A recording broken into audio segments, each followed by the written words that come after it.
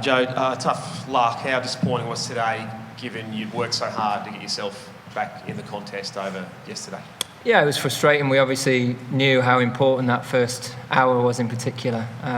10 overs leading into that new ball and then managing that initial. We knew it was going to nip around a bit again, and there was that extra bit of bounce and zip with it being a little bit harder. So it was really important that we got there unscathed, and unfortunately losing those 3 wickets ahead of that was bitterly disappointing, because we had put a lot of good work in last night. We built that big partnership. And it was really on me and Dawood to make the most of that opportunity this morning. Credit to Australia, they put ball in good areas. It can be frustrating sometimes. You feel like you've played extremely well and you make one mistake and you're back on your way. So they're the harsh lessons that we've learned throughout this Test match. Credit to Australia, taking every chance that's come their way. I can't say the same about ourselves. So I look back at this morning with a little bit of disappointment, but ultimately, when you're 40 for 4 in the first innings, it's very difficult to get back into the game. And when you create as many chances as we did with the ball and not take them, it's very difficult to look back at just this morning and think that that's where the game was lost for us. And Joe, just to surmise a couple of your big decisions for the game, leaving out Broad and Anderson, the thinking there, and also batting first, how tough was that?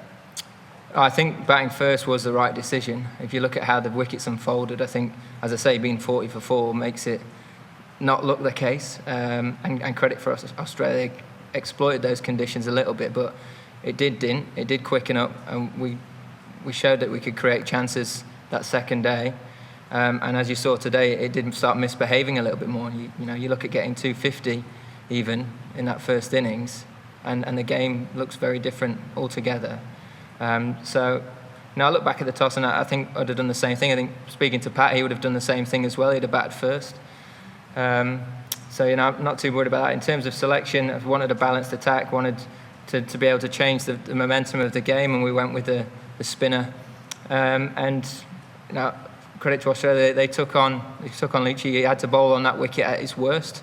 Now, I felt facing Nathan last night, as quality as he is, it felt like you could score quite freely off him and you could rotate off him on that surface. And probably actually put a lot of that on myself, being slightly too aggressive with his fields early on, didn't let him get into the series and get into the game, and made it very difficult for him from that point onwards. So probably more on my shoulders there and how I managed him, rather than looking at the selection of how we went about things. And just one more, if I could. Can we assume that Broad and Anderson will play in Adelaide? And is it now, given the rough treatment that Jack Leach cop, is it now unlikely that he will play in Adelaide? I think now is completely the wrong time to start talking about selection. I think that's something that we'll look at once we get to Adelaide, once we know what the surface looks like and what the conditions are likely to present when we get there. But it's nice to know that they should be fit and available and ready to go, fresh, for those conditions if they're required. Joe, hi. There have been a few batting collapses, of course, and much publicized as well. So some of the dismissals in this game as well, do you just think, put it down to, technique, or I don't like to use the word soft dismissals, but they were just batters getting in and getting out. So is this something you would want to address a lot more, and have you figured out why that happens? I think isolating this game, I think managing the bounce on this wicket is something that we didn't do well enough. I think we could leave the ball with that extra bit of bounce here, probably slightly tighter at times.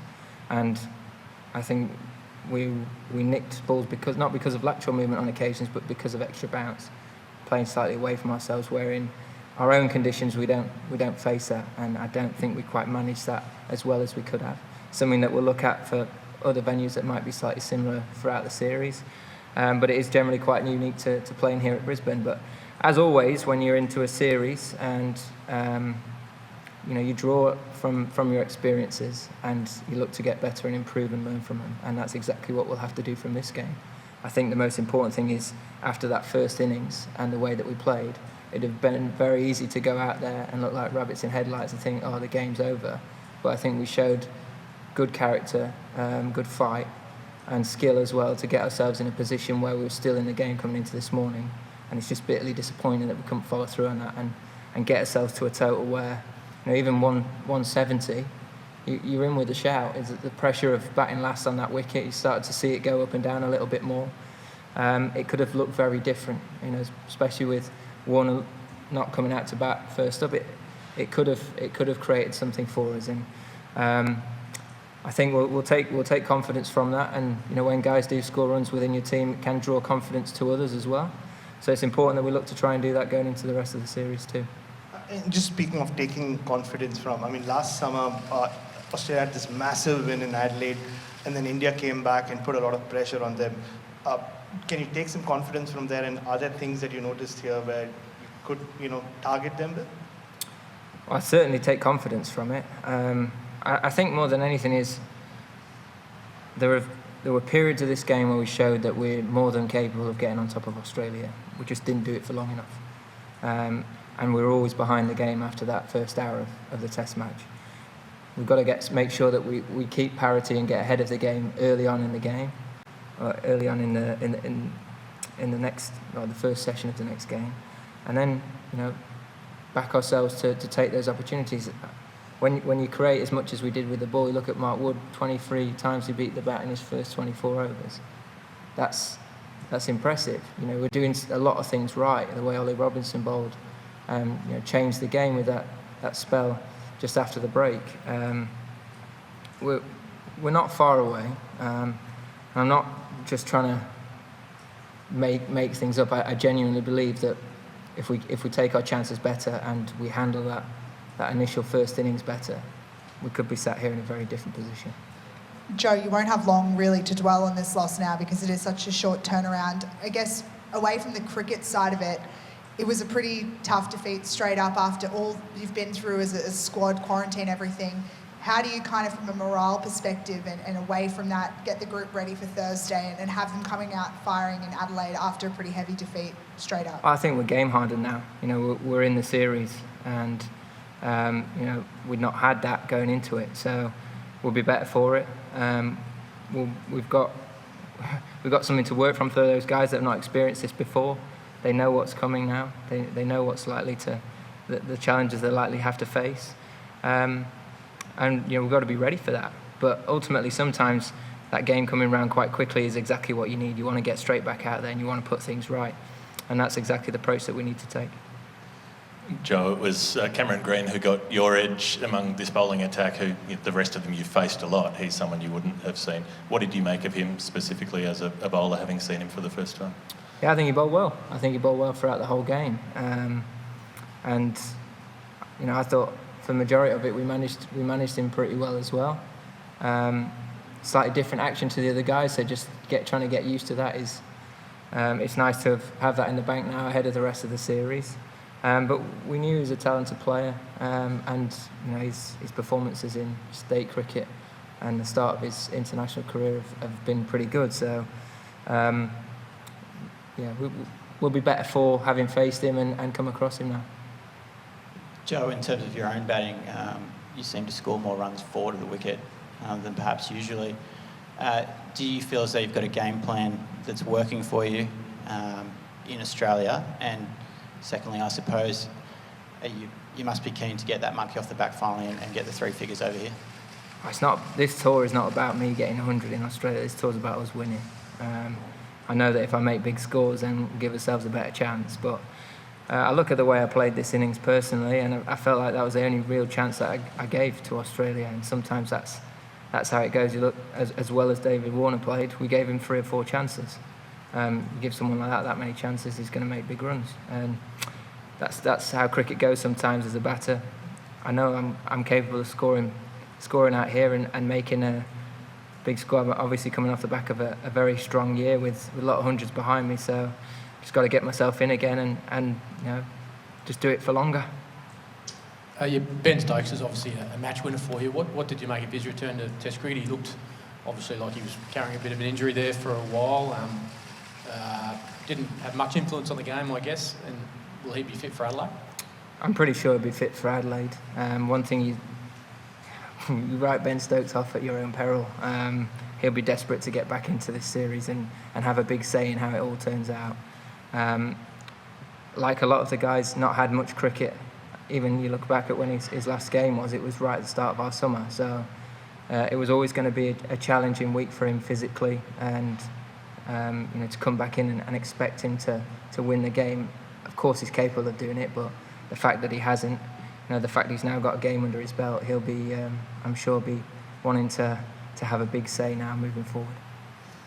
Okay, we're going to try Zoom. I think we've got a few little technical issues, but we'll give it a go. Hopefully, Rory, you can hear us. You want to go ahead, please? Yeah. Very good. Thanks, Joe. No problem. Joe, you made quite a brave team selection, and it was quite a brave decision at the toss also. Do you feel like the way forward is to keep being brave in this series now and not react to this by playing safe? Absolutely. I say if we go about things exactly how we did it on the last two tours, we're going to get the same results. We have to be brave. We have to look to do things differently to previous tours. I look back at the toss, as mentioned earlier, I think it was the right decision. We just didn't play well enough in that first innings. And we get some sort of a score on the board. You saw how that wicket started to behave today. We're looking at a very different contest. So in terms of selection, we could have gone a different way. We wanted variety in our attack and wanted different ways of changing the pace of things. Credit to Australia, they managed that pretty well throughout the game. We'll take three more. I think Stefan from the BBC, then Rob Forsyth. Go ahead, Stefan. Hi, Joe. Given what's happened on the past couple of tours, England fans might be forgiven for thinking, here we go again. Given what you've seen this week, can you say that it won't be we won't have a repeat of what's happened over the past couple of tours? Well, that's enough of a motivation for us as a squad more than anything, is to make sure that isn't the case. And as you've seen in the recent couple of years, this team has generally responded to difficult defeats with some strong results, and we'll have to do exactly the same on this tour. Let's go Rob AAP. You talk. Sorry, Steph. One more, then Hi, Rob. Go ahead. Sorry, you go, Steph. Thank you. And you've talked a lot about all the planning and practice that's gone into this tour. Why was now the first time for 5 years not to field an England team with one of Jimmy Anderson or Stuart Broad in it? Sorry, can you repeat that question, please? I said, you've talked a lot about the planning and the preparation that's gone into this tour.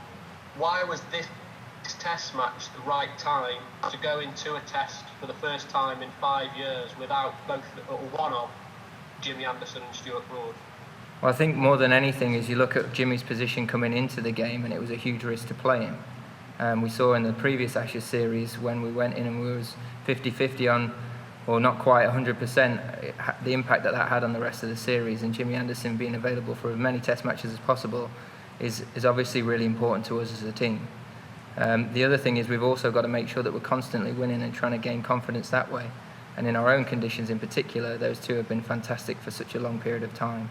Trying to balance that up with preparing for this series is something that we're trying to manage as best as we can. And I think we've done that as well as we possibly can. One thing I would say is that you can't question the guys that were out there this week. Our seam attack in particular, as I said, have created so many chances and given us a great opportunity. We just weren't good enough to take them. When you're creating that many chances and that amount of pressure for long periods of time, as a fielding group, you've got to make sure that you take those chances when they come, just as Australia did to us. And I think that's the most important thing to draw from this game, rather than looking at selection.